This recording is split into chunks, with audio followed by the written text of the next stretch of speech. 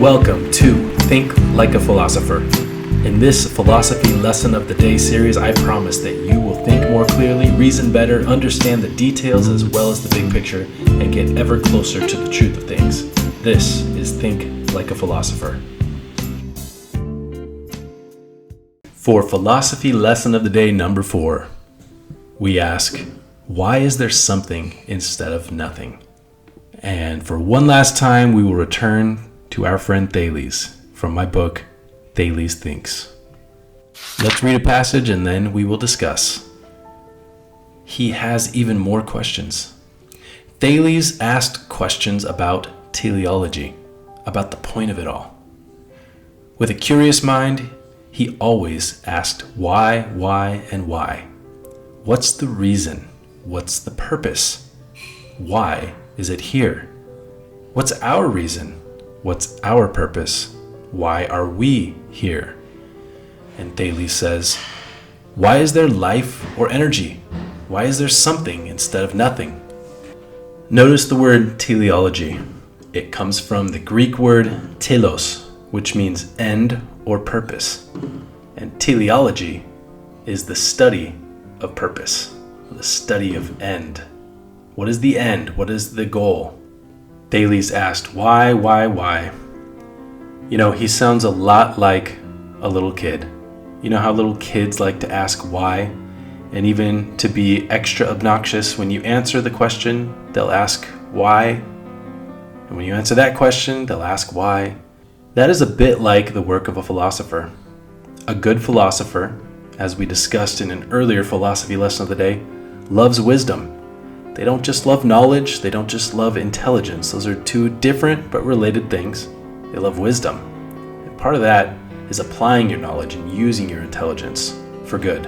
Asking why is one of the ways to do just that. Questions without answers. Thales also asked some questions that he did not know any of the answers to. What about motion? What is it that first started everything moving? Was there a mover? Do things around me and in the heavens just move all on their own? Maybe all matter is hylozoistic and is alive all by itself. This word hylozoistic comes from two Greek words which mean matter and life.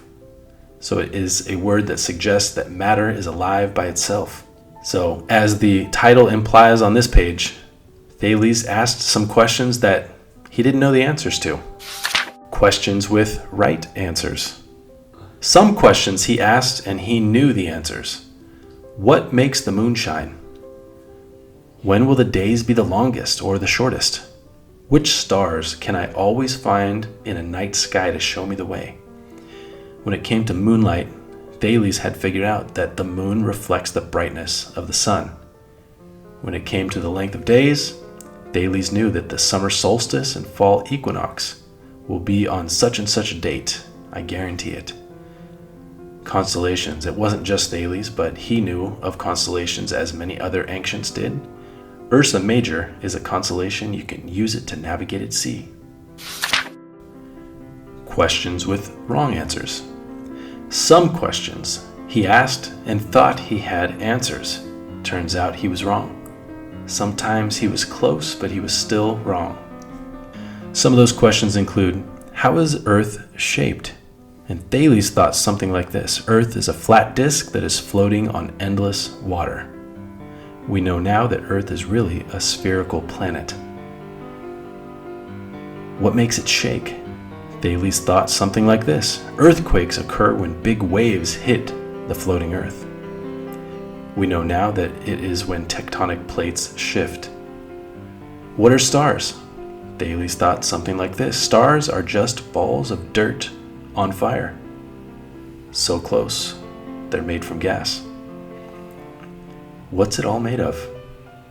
Thales thought all things are made of water. Water is in all things.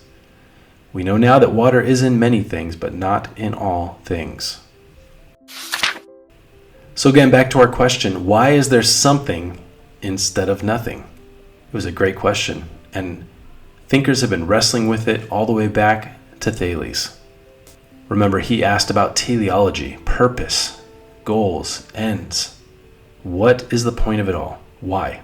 What's the reason? What's the purpose? Why is it here? What's our reason? What's our purpose? Why are we here? Thinkers all the way till today have answered this in different ways. Some have answers, some say that it can't be known. But the simple fact is that there is something instead of nothing. And one of the biggest questions ever asked was when Thales asked why. Why is there something instead of nothing? For this video, I borrowed from the pages of my book series, Think Like a Philosopher, which goes through the history of Western philosophy from its origins to the present. If you love what you see, check out the links below to find digital and printable copies of any and all of my books on the history of Western philosophy. There is a carefully crafted kids version and an outstanding, honest, older thinkers version for each part of the story. I promise that these books will help you to think more clearly, reason better, and get ever closer to the truth of things. With crystal clear, concise language, Greek and Latin translations, and original illustrations and graphics on each page to help you visualize abstract concepts, you will not be disappointed. Thank you for watching. Don't forget to like and subscribe. It supports the channel and ensures that you don't miss any new videos as they come out. See you next time.